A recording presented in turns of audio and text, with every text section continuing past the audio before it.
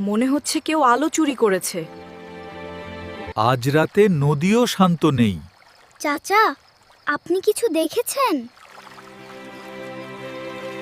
নীল আলোটা জঙ্গলের দিকে গেছে। তাহলে রহস্য সেখানেই। গাছগুলো কেমন ভয় ভয় লাগছে। আল্লাহ আমাদের সাথে আছেন।